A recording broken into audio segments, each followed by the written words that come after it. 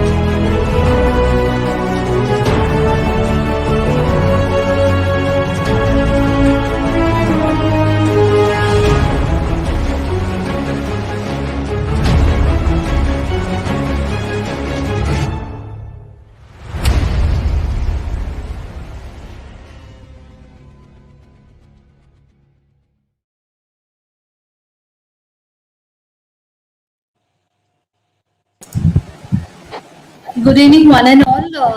Since morning we had been deliberating on various important issues of healthcare, and now we are here to talk about disruptive impact of the COVID-19 on medical education, which is very important topic uh, for the day. And the trajectory of the healthcare segment has changed a lot with COVID-19. So is the medical education, and we have very good panel here for us to deliberate and give us deep insights on the same. I would like to welcome Dr. Naveen Dutt, Associate Professor, Department of Pulmonary Medicine, AIIMS, Jodhpur.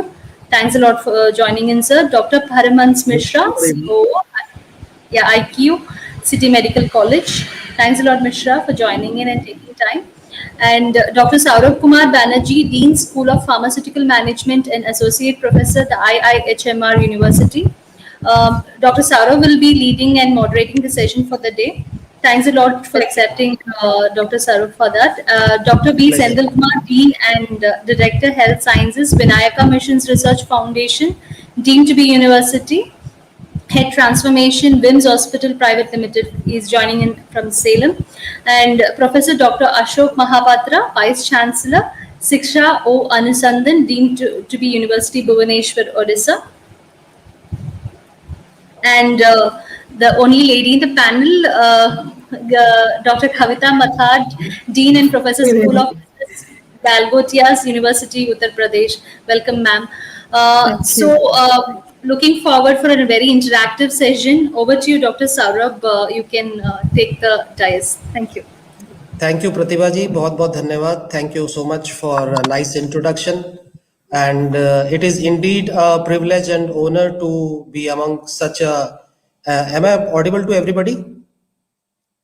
Am I audible? Yeah, Dr. Saurabh. Okay. So it's really a pleasure and honor to be among a esteemed galaxy of speakers. We have such an eminent galaxy of speakers. So I welcome once again to all the members.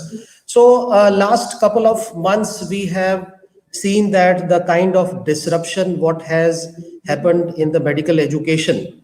So we are all aware of the kind of difficulties what we are facing in the imparting the academic delivery. So the times have been tough for the medical institutes and the other education imparting institutes. But rather than the disruption in the medical education, there is one more aspect to this, that this COVID-19 pandemic has it has been acting as a catalyst also. It has been acting as a catalyst which has showed us a long way for a lot of transformations which are happening, which otherwise would not have been possible with these particular things. So with these things, it is very imperative. I think some background noise is coming. Uh, Yes, now it's very better. So it's very imperative that in the coming times to come, we should analyze the kind of impact what COVID pandemic has done on the education sector, and so our whole effort here would be to deliberate on the kind of impact what COVID pandemic has occurred on the medical education, and what should be our future preparedness. Okay, so first of all, I would request Dr. Ashok Mahapatra sir. So Dr. Mahapatra is very senior among us. Dr. Mahapatra, you are leading a very esteemed university, a very big university. So we would like to get your views that how the what kind of COVID has impacted the higher education in the universities, and what the higher education universities they are doing to withstand this challenge. Dr. Mahapatra, if you could share Yeah. your views in this thing. Good Yes. afternoon, all the esteemed panelists and Elite Technomedia, because they have done a very good, wonderful job. Actually, the pandemic has affected the entire society from north to south pole and east to west, and all sections of the society, rich, poor, affluent and non-affluent. How did it affect? It affect our health, it affect our psychology, social structures, education, and health infrastructure, and ultimately it ruined our economy. If you look at the education, the children suffered maximum because of uncertainty of the lockdown and shutdown. And we understood there are about 20 million children in higher education and high school education, and everybody did not have access to the technical education. We have understood about 8% people in India, children can use technology for education. Example, in Odisha, 40% children are tribal, and even they have a smartphone, they may not have the adequate bandwidth and also all-time electricity or internet connectivity. So when we started our pandemic, immediately the classes were stopped and children went home. So we started after a week or so planning talk to all deans like medical, engineering, pharmaceutical, management, hotel management, agriculture, nursing, and dental. We had a meeting and we thought we'll go for Google or Zoom platform. We started about a week after the pandemic lockdown, that is 24th of March. So our education started on online education. Then we found that initially 100% attended when the class started, and by the end of the day, it will drop down to 30 to 40%. The problem was, even you give a lecture online, are they going to receive it, or they make the computer on and they do their own job at home, helping the parents and doing something and playing even at home. So when we ask for the online examination, students are telling we did not read anything because either the internet interruption, so they always refuse. But we were very strict so far the medical education concerned, because MCA had told that final year students and student interns should be working in a hospital helping the doctor in pandemic. We had 2,250 COVID beds, and we had 6 different district hospitals. At Bhubaneswar, we had 850 beds with 150 ICU beds. So our interns and final year students were there. But when you came to exit exam like first MBBS, second MBBS, we had done some part on online and practical physical. So some of them came back and appeared exam. So we had a problem in education because we thought we are doing very good job. It was not true. It only benefit 30 to 40%. The most important that online education is not a best method, but in a pandemic, it is an optimal method to give something which is better than nothing. But towards the July or so, we called our medical students for practical nursing, because medical education without bedside education, practical operation has no meaning.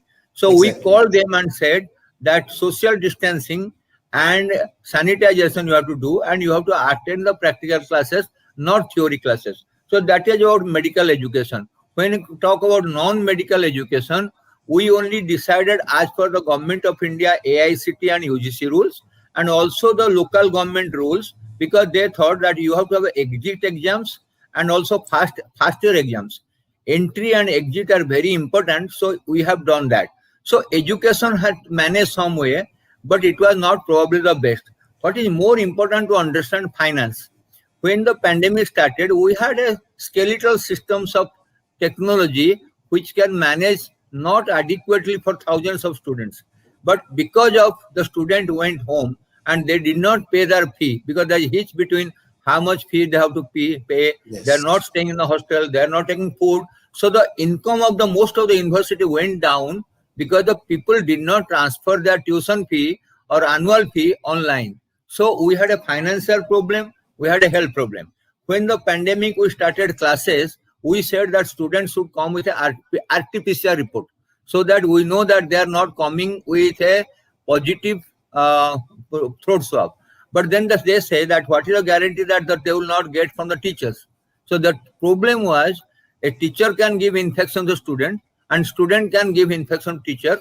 Even you get a PCR done in a student and teacher, they go to market, they move around the towns and get it. So the question is that, can we give assurance for all children? The parents are very skeptical. If my child goes to the college, attend classes, can he not be infected from the college environment, from the hostel? All these things are very big question. So we have a financial problem, we have an education problem, we have an infrastructure problem, we have problem of fear complex. What will happen tomorrow? If the pandemic is finished or it is still there? Even today, we have about 15 to 16,000 people getting affected in India, and we have fear of the second wave by UK virus or even South African virus. Now, even we have started vaccine. There are a lot of controversy. Which vaccine? How frequently children will get or not get? So there is logistic in finance. There is logistic type of education. There is logistic in doing the online examination. And more importantly, can you assure the children they won't get affected attending classes or even doing practical in the hospital, or even the agriculture people going to agricultural land, law people, or the people like engineering going to the industry. So we will not be able to assure the parents of the children that they come back and we will now be 100% sure they won't get infected. So there are a lot of hitch and questions for which we don't have answer. So we have a lot of problem, many questions, few answer, and few are unanswered questions. Vaccine, infectivity, anxiety state, mental status, psychosocial and financial stage of the parents, and so also the university. So we have a huge problem for the university in higher education. Thank you very much. True, Dr. Mahapatra, you know correctly summed up all the problems what the universities are facing. It is indeed a challenge, but the universities, they comprehended this particular challenge and responded in a very well manner. Thank you for your views on this particular topic. Dr. B. Sendil Kumar, sir, you are with one of the very renowned research, Vinayaka Mission Research Foundation. So I would like to, request you to share your views that how COVID impacted the, research in the education institute, sir. Could you throw some light on that? How did it affected the research in the education institutions? Thank you, sir. Good evening, one and all present here. Thanks to Elets Technomedia. As rightly said by the Vice Chancellor, all the education institute suffered by because we are not technically sound, even faculties as well as the students is not technically sound, and the due to internet problems, so we had a lot of struggles during this COVID time, even the financially also. So about the research, university research typically involves the postdoctoral researchers, graduate students, and sometimes undergraduate students also, as well as faculty members. Studies with people are limited and impossible during COVID time. On the other hand, there may be a lot of review studies or laboratory studies published. However, those involved in collecting primary data from the communities and the public are likely to be worse hit. Potential respondents may know the researchers or field assistants in the name of safety and health concerns is questionable. Using technology and online tools don't work with public. Seminars, conferences are totally stalled where exchange of ideas on research was of great benefit. Failing to complete the project on time may delay the completion of a degree or make it difficult to demonstrate research success when applying for a job or seeking tenure. In some circumstances, there may be uncertainty about continuity of pay for students employed as research assistant and teaching assistant. To the extent that research disruptions, delayed graduations, or difficulty obtaining in-field employment discourage students and early career researchers from continuing in their field of research. Those outcomes could create challenges for the future science and engineering workforce. Large universities, specifically in the scientific discipline, heavily rely on external funds to make the research possible. This reliance on external funds has been affected by the global pandemic, and we are seeing more money being poured into COVID-19 research, but less information provided about what is happening to non-COVID related research. However, thinking positively, I can say it has a perfect time to conduct a nice systematic review or meta-analysis or both. Thank you. True, Dr. Senthil, but the kind of experimental research, it suffered a lot. Like the where you got to go and work in the lab or in the the internships and the residential anatomy, physiology, where you need to work on the dissection part. So that suffered, but the research, as you truly said, was somehow we try to do the research on part of secondary research, and this is how the medical institutes responded. But yes, of course there was some problem because that physical interface was not there. That was a problem indeed, sir. Yes, absolutely correct. Right, sir. Thank you very much for your sharing your views on the research in the institute, sir. Next, we have in our panel also a very esteemed panel member, Dr. Naveen ji, from a very renowned institute, All India Institute of Medical Sciences, Jodhpur. Dr. Naveen, you are an expert in public health, and you are in the government institute like AIMS. So we would like to get your views that how did COVID impacted the medical education in government institutes such as All India Institute of Medical Sciences, and what were the measures what institutes like AIMS they took to comprehend this particular challenge what they faced in medical education. Could you share some views on these things, sir?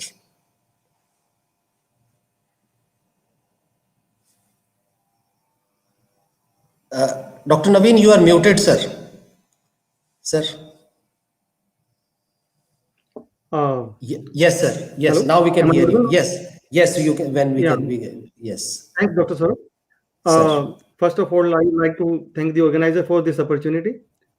Your voice is breaking a bit. Whatever I got, that you want to know how we dealt with the education issue during the pandemic, right?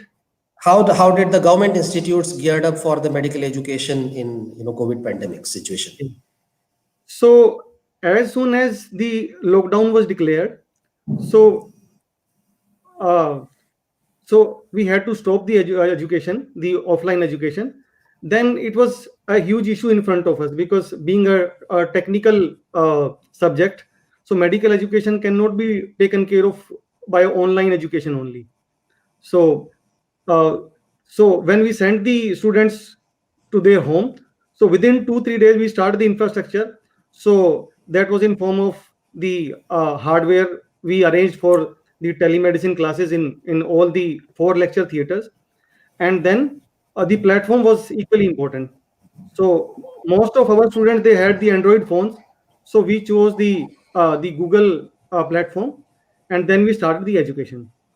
So though it was easy for us to provide the theoretical part, to take lectures, but the clinical classes, they were a huge challenge for us. So initially, after first 15-20 days, we realized that it's going to be a long haul. So we tried to create the environment of ward to the students. We took our cameras inside the wards so that they can take the history online. They can see the patient. They were resident. They can see the patient. Although it cannot create the real ward situation, we tried to create as much as possible, and we didn't want to make it too heavy on the kids. So it was maximum 3 hours of teaching a day. It was not more than that. And then the kind of assignment we gave them, we tried to keep the practical aspect in those assignments so that they don't lag behind in the practical aspect also. So this was all the challenges which we faced and how we dealt with it. And even after that, I think we were the first college in the country to call the students back for the practical classes. So what we did, we called one batch at a time so that hostel of the students, and we can provide them, especially the exam going students. So we tried to do intensive teaching for 1 month before exam for every batch. So by doing that, we tried to minimize the impact of pandemic on their education. True, sir, but it was a challenging. Yes, thank you for sharing. It was indeed a difficult because the practical part is of course a very difficult thing to handle. Am I audible to you, Dr. Naveen? Hello? Yeah, it's breaking in between. So at times it's audible and at times. Okay. Correctly said, sir. The practical aspect was very difficult to handle, of course, but somehow, the medical colleges, they geared up with this problem. And the thing what you shared that, you took the cameras inside and, showed the particular, we responded to this thing, but of course, it was a very difficult situation for the, medical institutes to cater to this particular situation. I would like to add one more thing. So Sir. Many of the students, they are financially not that good. So now these students, they need to pay for the data because there was no way that institute can pay for that. Right. So right. at least for 5-10 students, we faced this problem that they were not able to get the adequate data, and there was some issues. And then we managed this situation in an innovative way so that one person can donate the data to the other and things like that. Yeah, it is a difficult thing, but sir, but I am very happy that we all responded to this situation in a very good manner. And this is what I wanted to know from you, that how the government institutes they catered to this particular situation. Thank you, Dr. Naveen, for sharing such valuable insights. We have also with us Dr. Kavita ji, and Dr. Kavita is working as a dean and professor in School of Business. So, madam, you are handling the management education and the business education in one of the premium institutes of the India. So, we would like to have some views that in terms of the COVID pandemic, what were the changes in the curriculum, or how did you dealt with were there any changes in the curriculum, and how the institute geared up for this kind of problem? Could you throw some light on the kind of changes what the business school did, please? Thank you, Dr. Saurav. Good Yes. evening, a very good evening to all of you here, panelists, esteemed panelists, the organizers. Thank you so much for inviting, and all the participants. A very good evening. Yes, it was not a very easy game to play. Yes, but yes, the COVID-19, I think it has made all of us to kind of strike a balance between optimism and realism. While there was a lockdown to flatten the curve of the COVID cases, I guess even the GDP and most of us, I mean, any sector that we talk about, all the sectors were so much worried because the GDP was going down. And yes, but then there were few sectors, few industries which were able to fight it out, and they kind of came up with really very kind of they could kind of find an opportunity out of a challenge as well. So education sector was one of them. Yeah, and more so for us in School of Business and Management related programs, wherein we do have healthcare management as specialization and very unique program as well. We did find challenges. We did try to overcome those. Initially, it was difficult as for all of us.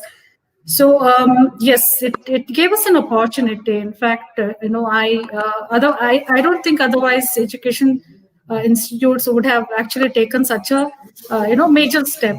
So in fact, I think it gave us an opportunity to reinvent and re-strategize our the way we run the programs, the way we possibly design our syllabus and so many related aspects. It actually made us unpack most of the dimensions of learning, in fact. So right from the syllabus, the content, mode of delivery, assessment, we did deliberate a lot on these, and we even the components, that is the internal assessment components, we redesigned those so as to adapt or make it much more convenient for the students to as well have a learning experience, but then as well, yes, but then it should also be fun for them. They should not really miss that that normal way of a very conventional way of studying and learning as well. So we did go through a syllabus change. We did bring in a good number of new subjects. We did update the syllabus. Of course, our mode of delivery totally changed. And when it comes to the curriculum, we did include, especially because this is more of medical education oriented. So I would just like to quote a few subjects that we actually included in the healthcare management program, wherein, of course, health strategy was there, and health data analysis is one, which wherein we brought in. And we brought in a very, unique, I find it to be unique. So this is a patient-centric healthcare management. So something, out of COVID-19. So we slightly redesigned this curriculum. And we also focused a lot on AI-based healthcare management, which is the need of the hour. And along with it, we did come up with one course which is titled as Digital Promotional Techniques. So it's more so very specifically designed for the healthcare management, wherein gamification is one of the techniques that we do discuss. And and apart from this, even for our general management programs, we have brought in subjects like health, wellness, and well-being, wherein we are also talking about yoga. Even though we run our classes online, but then we do, have all these components.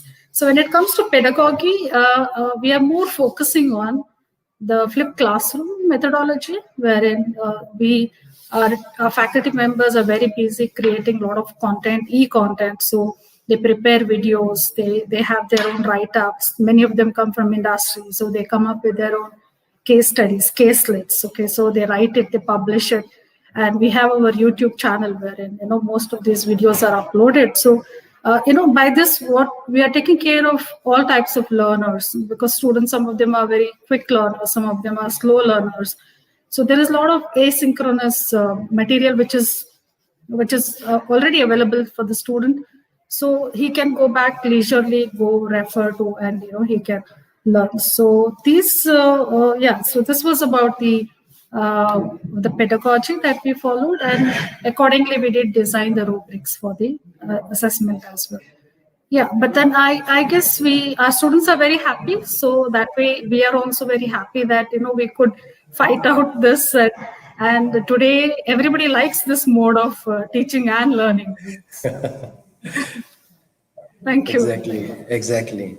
Yeah, true, Dr. Kavita. Thank you very much for, because artificial intelligence and, business analytics and healthcare analytics is one of the important, areas which is coming in a very bright way. Already we had the Ayushman Bharat was already, launched by Modi ji. But, this COVID situation, it has, initiated a lot of new initiatives in this Ayushman, because Ayushman Bharat will be again a very big healthcare platform, and lot of things will be developing in the Ayushman Bharat. So this COVID pandemic actually it gave a impetus for Ayushman Bharat. So we will be seeing a lot of good things which will be coming in the future also. Thank you, Dr. Kavita, for sharing your valuable insights. We Dr. have Saurabh, also, 2 minutes. sir. Dr. Saurabh, Yes, please. Yes. one thing I would like to add, because it will be useful for the institution. What Please, we did sir. exactly, curriculum development. No, you asked for the curriculum changes. What we did is we cannot do the curriculum changes, but what we did we have added a kind of value-added courses where we have asked the students to join the Coursera. We have a Coursera campus which is freely available for the students. So nearly 5,000 students enrolled in that, and they got a certificate from a well-renowned institution from John Hopkins and from various universities, Yes, and yes, even yes. from edX also. So that that credits we have included in our curriculum, and we have given a credit to the students. So it's kind of a simulation. Even the anatomy and physiology and all available in the Coursera. So students can learn a simulation-based anatomy and physiology. We did nearly 5,000 students learn from that Coursera and edX. And we have a LMS, sir. learning management system, where Microsoft Team is giving freely to the education institutions. So through Microsoft Team, you can teach the students like a Zoom and WebEx. It's freely available, and you can interlink to our learning management system very easily. It's easily operatable also. So these two things. If any institution would like to know about this more on Coursera campus and edX, probably I'm more interested to share the views. Thank you, doctor. And yes, thank you for adding this. And earlier the prices of these certificate programs was too high. So in response to these pandemic situations, many of the universities, they offered a lot of discounts, and they gave it the programs in a very concessional. So many of my students also they did a lot of good courses. This will certainly add to their curriculum. Thank you, Dr. Senthil. We have also with us a very renowned person, Dr. Paramhans Mishra ji, sir. So, sir is working with a very esteemed institute, IQ City Medical College.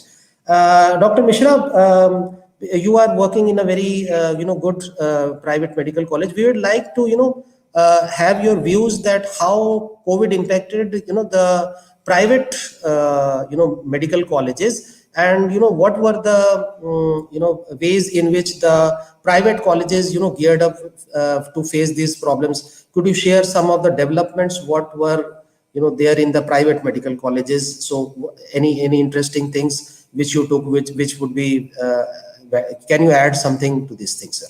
Dr. Mishra. Yeah, thank you, Dr. Saurabh. Good evening, Professor Mahapatra, sir. Good evening, Dr. Kavita. Good evening, Dr. Sendil. Thank you, ELTS, for giving this opportunity for this intellectual platform. Yes, COVID has affected everybody. As Professor Mahapatra has said, he has already elaborated in detail. It has affected all walks of life, not only medical education, but every education field. Other educations, non-technical or classroom educations could cope up with up to some extent, but medical education being mostly a practical education, it's not just a classroom lecture.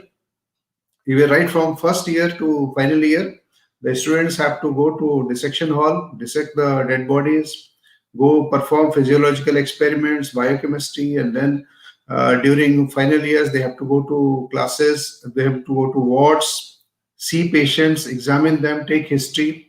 All this has been disrupted. Not only that, in private medical education, the parents were scared that if their son gets infected from the hospital, what will happen?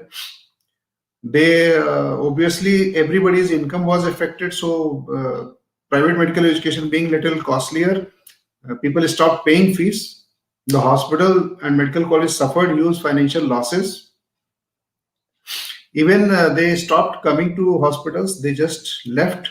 Though the classes were suspended, they left hostels. They stopped paying hostel fees. And when the institute asked them to stay in hostel, they said, will you give guarantee that my ward will not get infection from the hospital or hostel? So that guarantee nobody can give. They were, of course, there were the guidelines for them to come to classes, use masks, wear gloves, and whatever is their possibility, maintain safe distance, use sterilizers, everything, but no, it didn't work. So ultimately, classes had to be suspended, and we arranged some online classes, some online lectures, demonstrations. AIMS has done a wonderful job by taking cameras inside the classrooms, inside dissection hall, but that's actually only partial fulfillment of what is required. It's not a complete, I mean, it cannot give you the real feeling of a medical education. Medical education is totally, it is called practical education. So we did face lots of issues. The hospitals were vacant actually, for medical education, you need lots of patients in the hospital, but there were no patients. People stopped coming to hospital. All the surgeries stopped, routine surgeries stopped. Only COVID patients were coming, so nobody is allowed to go inside COVID patients. Forget about dissections. Even the government issued orders to cremate bodies with special precautions. Only very few people are allowed to go and attend the funerals. So it is really a very disruptive, but slowly things have come online. Now vaccine has come. People are feeling more assured. People are feeling more positive, and people have developed some immunity. The fear of COVID has decreased a lot. So now people are feeling a little confident. Patients are coming back, and medical education is coming back on its toes. So we are thankful to the scientists who have developed vaccine in record time before due date, and government is really doing a great job by giving vaccines to all the frontline workers initially, and they will give to everybody, I believe. So we are really fortunate to live in a society where there is social structure and social support is huge. People have supported each other. Government has supported. So we are getting back on our, ways of life, and I'm sure it will open up new ways. Definitely, hospitals and medical education has learned lots of new ways, like online teaching and all. This was never expected before we could, before this pandemic. But now hospitals have developed lots of isolation rooms, isolation wards, facilities. People have started using this hand rub and all, which was a very impractical before this pandemic. Now people are not only using it for their own safety, for other safety also. So it has inculcated some good habits also. Sure, sir. Sure. Yes. Thank you for sharing your views on the how the private medical colleges combated this particular situation. One of the important thing what I observed, and many of the people observed, was the mental well-being of the students. Okay, so I see a lot of my students, and in my home also, that the students are under tremendous So, Dr. Mahapatra, would I will request you to share something like, how could we nurture the mental well-being of the students? Could you throw some light on this particular thing, sir, please? Two things. It's not only students, it's also teachers. Teachers it's also the doctors working in COVID. It's also malhandled by the doctors, malhandled by the society, nurses being thrown at the nurses because they are outcasted. So question is that before pandemic was declared, we had several classes for the mental stress, because we had already in Odisha started flu clinic in February. WHO people from Odisha came and told in a pandemic situation how you have a mental strength. So first we taught our faculty and nurses that you should not break down, you should take all precaution, given an opportunity you have to serve the humanity.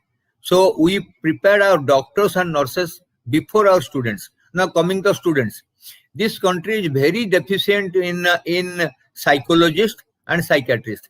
What we had done, we had several classes online that how to build up the self-confidence, not going to depression, because we have to. I had taken about 300 TV talks and several webinars that children are the least affected. If you take 100 adults, if there is about 10% chance of infection, the children has 0.1% chance of infection and 1 in 100,000 chance of dying.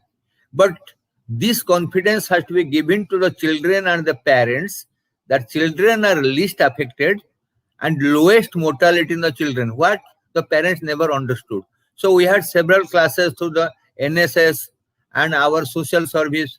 Our students, we call some of the local students, to distribute food packages to the immigrant labor. About 20,000 packages our students deliver. By that, two things happen. They have social service and develop confidence that with proper sanitization and mask and distancing, you can do work, not only classes, doing some social service. So it is mental makeup for children, parents, doctors and hospital staff is very important. That's very important. Even today, everybody is not out of fear. Even though pandemic is still there, we have lost that much of fear or panic response to pandemic, because it is almost 1 year now. What is more important to understand, if hospital beds, we created 2,000 beds in 1 month time.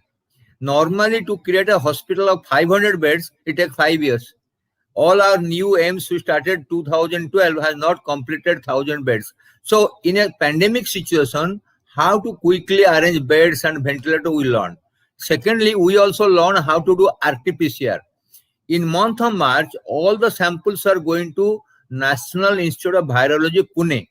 By end of the May, we had about 5 centers in Odisha, which is accreditation by BSL 2-3 lab, and we were also doing RT-PCR molecular diagnosis. So we have, but very quickly, all over India, people started doing research on quick test, rapid test, antigen test, and also RT-PCR. So how quickly the society adjusted to do the hospital work and research. Now come to vaccine. We are the part of vaccine trial of co-vaccine. So we are in the phase 1 and phase 2 in every study. So the question in this period, not only we deliver the service to the humanity patient, we never stop our outpatient, surgery or emergency ward, everywhere going parallel with the COVID patient. But because there is no public transport in the form of buses services, train services, patient attendance has come down to 20%.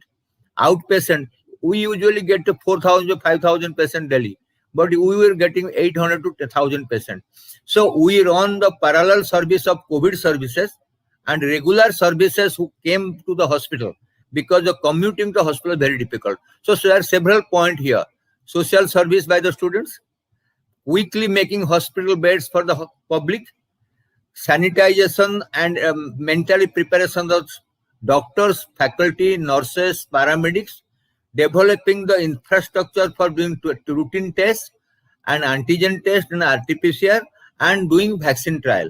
So we have all gamuts of services. And more importantly, when the COVID started and our teachers went home, we told, along with your online classes, you have to write at least 2 or 3 papers before we join back, all teachers. So in the process, we got about 1,200 teachers writing 2,000 papers. Can you believe that in last 1 year, our publication rate per year is 800. This That's year we will fantastic. cross 2,000, because I said nothing doing. You at home, whether do meta-analysis, you do a review article, Systematic review, you write yeah. any editorial, whatever you do, you come back That's and show really me 2 papers. So we had, along with this pandemic depression, we continue some mental activity also. Thank you. Great, great, sir, great. Dr. Naveen, are you with us? Dr. Naveen? Dr. Naveen is not with us? Okay, no problem. Hello? No, I think he has some I internet guess connection. there is a connection. I guess. No problem. One thing more which I was, think that what should be our, the future preparedness of the, the medical institutes. So, Dr. Dr. Mishra, are you there? Hello, Dr. Yes, Mishra. please. Sir, Yeah, could you share some views on that, that what should be the level of preparedness by the medical institutes for, the thing is yet not over. What kind of future preparedness should be done by the medical institutes for, combating this kind of situation? Yeah, thank you. That's a good question. For always to be prepared for future. Number one, what we should do is that we should educate our people. That's very important. Educating people on following the precautions. Still, some people are not very comfortable using precautions, using masks, using gloves and all.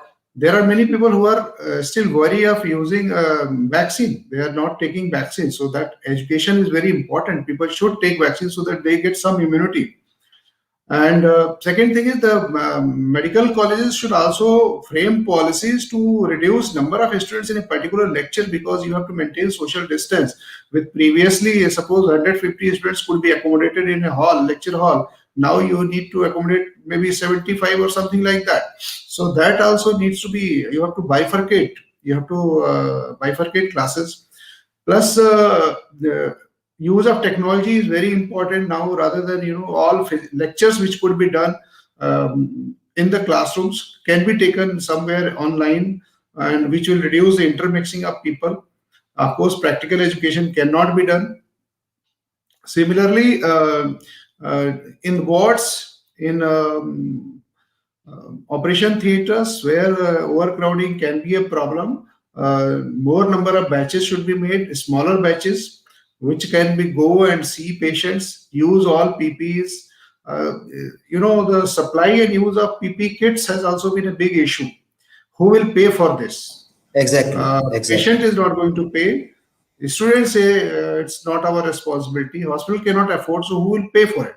So we need to develop some, low-cost PPEs also, and reusable PPEs rather than single-use PPEs, which could be washed and reused, so that people can use these PPEs also. Similarly, the students' parents also need to understand the problems. They have also to cooperate that this is not a education which can be given only online. So they have to they have to take undertaking. They have to give undertaking, and they have to reassure that hospitals and medical colleges that if something happens, unfortunately, if somebody gets infected, which can happen at any place. So, but they will not blame hospitals and medical colleges for these infections. So that also they have to understand. So I believe public education is very, very important. Government should educate. Public should indemnify medical colleges and hospitals from any such kinds of infections. Anybody coming to a hospital is of course exposed to infection, but people are going to markets also, people are going to restaurants, cinema, they can get infections anywhere. So we should not have this blame game that my ward got infection from your this thing. So this is very, very important. We need people's support. We need everybody's support. We are doing our best within limited resources. So more number of classrooms, less number of students per class, more number of lectures, online teachings as much as possible, and practical demonstrations of, suppose you are doing surgeries, more use of mannequins for doing artificial dissections and all these things, so whatever is possible. These things should be arranged and can be done. That is what is the lies in future till this pandemic goes. True, sir. True. We have to, this is a tough situation, and the institute who prepares well, they will, survive for the future. This is actually a demand of the time, and when the going gets tough, tough gets the going. That is in army they say it. When the going gets tough, tough gets the going. That is very important. Yeah, thank you, Dr. Mishra, for sharing your views. Dr. Kavita, I would, just that I think you have a board of studies also in your university also. Would you like to share something that did you got any inputs from the, like the industry, that what kind of inputs the industry needs from the education institutions considering the COVID pandemic? like, for example, the suggestions from your board of studies. Would you like to share something? Okay. We do have a board of studies, and we do do something called as academic advisory. We do have Right. academic advisory Right, board. right. So on the board, we do have representations from our alumni and from the industry as well. So we keep getting feedback every year on year, and we formally meet twice in a year as well. So one thing that, of course, this is a practice every year. Whenever we are fine-tuning our syllabus, we do take their feedback. So this year, the feedback that we have received is that the industry wants us to focus a little more on skill-based, much more on the skill-based courses.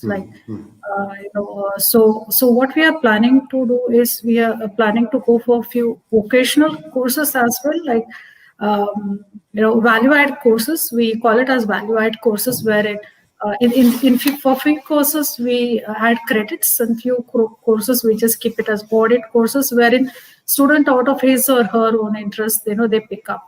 So these are very short-term courses, but then highly applicable. And we are also planning to have few tie-ups with industries, wherein they could possibly come here and deliver. So some of the classes like soft skills, basically, again. Right.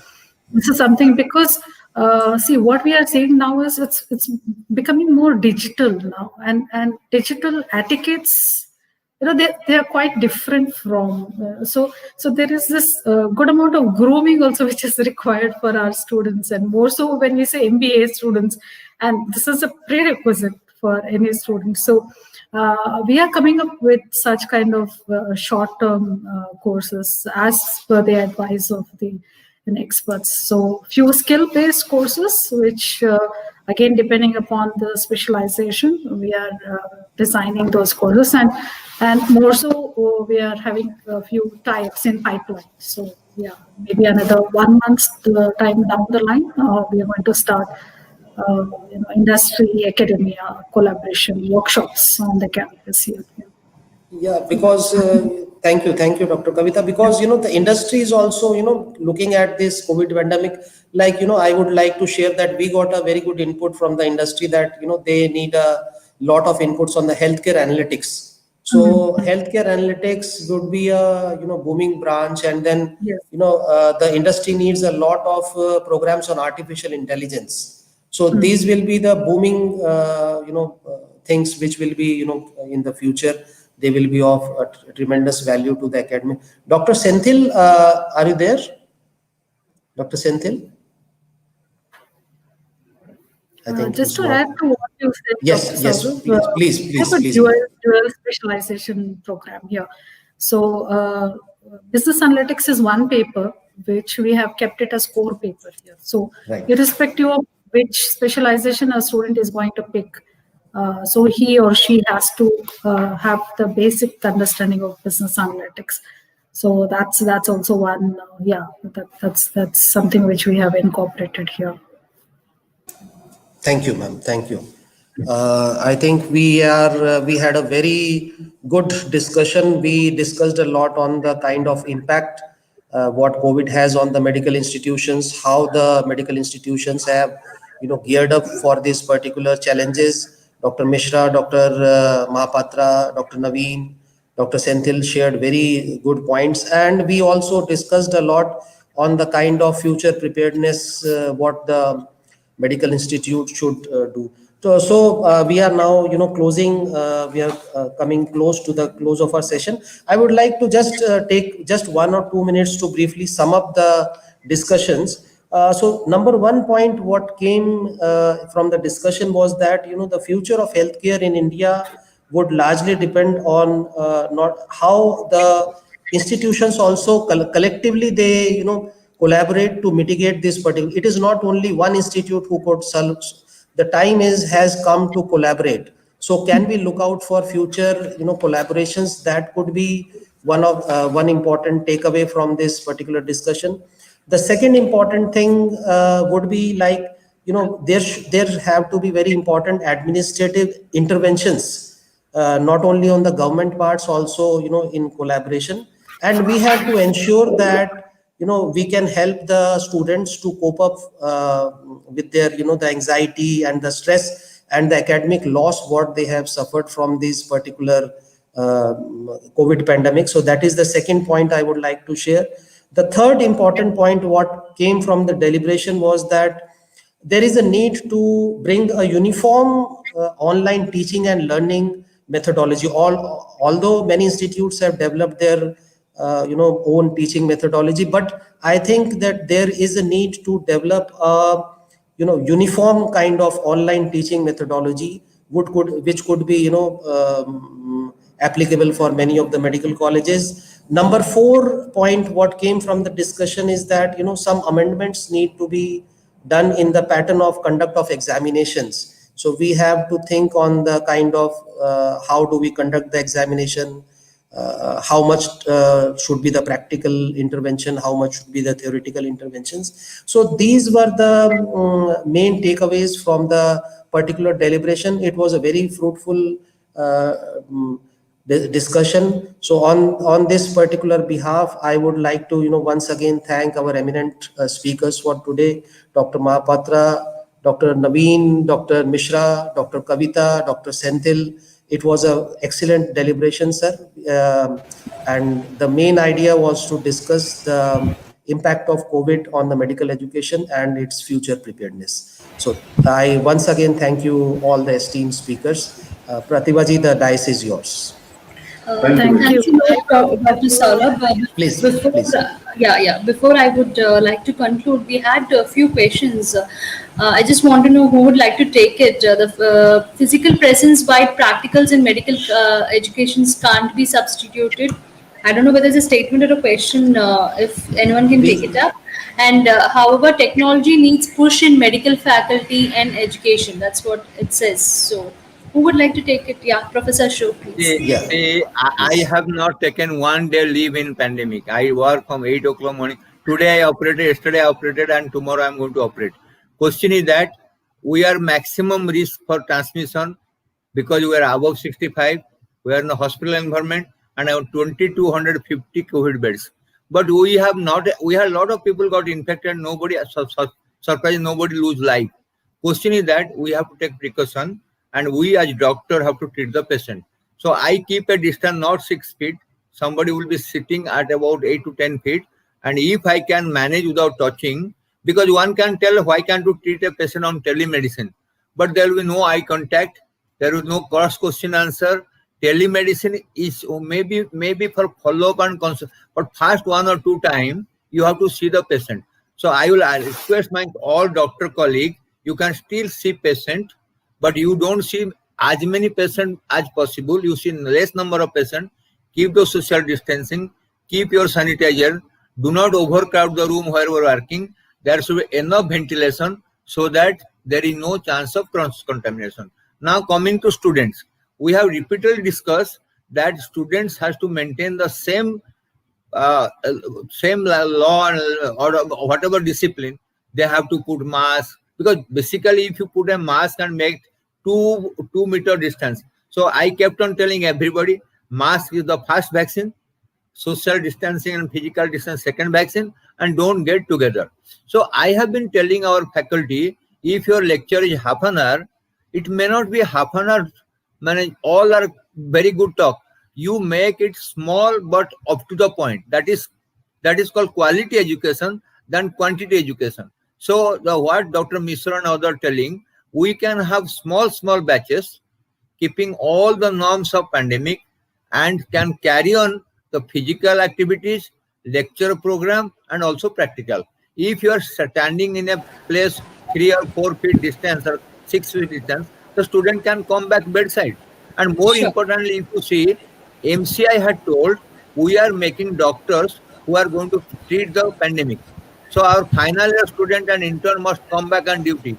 When that is extrapolated to engineer and medical, the medical can come and work, but the other will not come and work. But we are in a profession where we cannot tell our student will not work. So our guidelines were final MBBS, intern and postgraduate all have to work. And they are all age group between 22 to 30. So we all work together, because otherwise you cannot treat pandemic, we cannot treat patient. So the fear complex has to go. First thing, whether medical student or non-medical student, doctor or no doctor, if you are confident, if you are no fear, then anybody can come and work. After all, emergency services running. The Yeah. telephone is working, policeman is working, electricity supply is working, water supply is working, municipality is working, cremation ground is working. What stop? It is nothing stop. It's only the general life came to stop while the emergency services kept on working. So if the group of the people, maybe 20% people of the country work, why not others learn from them? So my point is that just because others did not try to learn, they are still in a state of shock and depression. They did not see police people are working day and night. So Okay. water supply is there, in municipality is working, Yeah, these are sure, employed. sure, sure. So we Mhm. should build a confidence on the society. That is what Yeah. was my purpose, to go to television and give 300 talks in 300 days, just to build up the confidence. Yeah, thanks a lot, Professor. I know I always envy the professors and teachers. They're always young. I can see the energy piping from Professor Mahapatra there. Thanks a lot for the panelists, to each one of you, and especially to Dr. Saurabh for smoothly taking over the panel and moderating well. I would like to ask my colleague on the back end to please display the speaker certificates as a token of appreciation, please.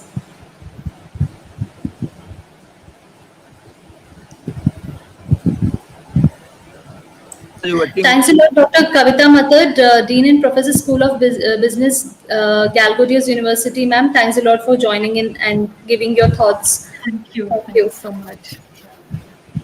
And Dr. Naveen Dutt, Associate Professor, Department of Pulmonary Medicine, AIMS, Jodhpur. Due to internet connection, we had lost him, but sir, you had made your points. Thanks a lot for that. And Dr. Paramhans Mishra, COO, IQ City Medical College. Thanks a lot, Dr. Mishra, for joining in and giving your inputs. Thanks a lot. Thank you very much. Thank you. Dr. Saurabh, again from IHMR University. Thanks a lot, Dr. Saurabh, for leading It's the a, thank you. dialogue. Thank you. It's an honor, madam. It's an honor. Thank you. Yeah, Dr. B. Sendil Kumar, though we had lost him in between, but he had made his point. Thanks a lot, Dr. Sendil Kumar, for joining in. Yeah. And of course, the young and vibrant Professor Dr. Ashok Mahapatra from Odisha. Thanks a lot, Dr. Mahapatra, for joining in and Thank making you. your points. Thank you very much. My Looking pleasure. forward again to meet you all. Thank you for making it this time. Thank you. Thank you so much. Thank you. Thank you very much. Thank you so much. Thank you.